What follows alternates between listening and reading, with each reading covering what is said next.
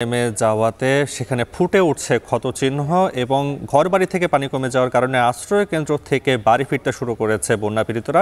এই বিষয়ে আরও জানাতে সুনামগঞ্জের মল্লিকপুর থেকে আমাদের সাথে যুক্ত হবেন সহকর্মী লিপসন আহমেদ। লিপসন, জানাবেন যে বন্যার কারণে জেলার ক্ষয়ক্ষতির পরিমাণটা কেমন হতে পারে, এছাড়া সেখানকার সার্বিক পরিস্থিতি কি?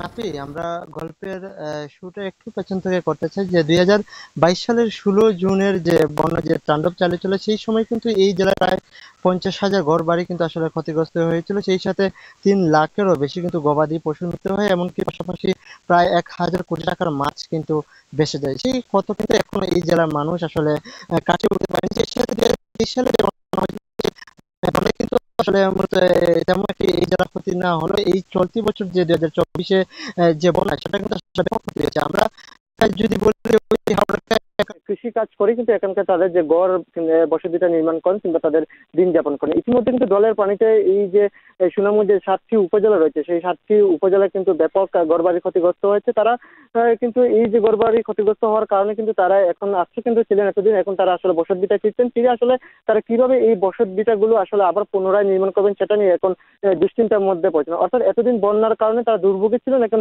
সেই বন্যার পরিস্থিতি স্বাভাবিক হতেই কিন্তু তার দুশ্চিন্তার মধ্যে পড়ছেন যে নতুন করে কিভাবে আবার তারা তাদের এই বসত ভিটাগুলো পুনর্নির্মাণ করবেন। সেই সাথে যদি আরেকটি বিষয় বলি, এই জেলায় কিন্তু যে মাছের একটি উৎপাদন বছরে বছরে বৃদ্ধি পায়, কিন্তু এই বছর কিন্তু এই জেলা প্রায় 8,000 পুকুর কিন্তু ইতিমধ্যে ভেসে গেছে, যার 4,000 মেট্রিক টন মাছ কিন্তু ছিল পুকুরগুলোতে, যার বাজার মূল্য কিন্তু 72 কোটি টাকা। সেই সাথে 19 হেক্টর আউশ ধান, সেই সাথে 500 হেক্টর সবজি ক্ষেত। অর্থাৎ এই যে বছর বছর বন্যায় যে ক্ষতি হচ্ছে এই জেলায়, এতে কিন্তু এই জেলার আসলে যে মানুষগুলো রয়েছেন তারা কিন্তু চরম বিপাকের মধ্যে পড়ছেন, কারণ তারা কিন্তু এই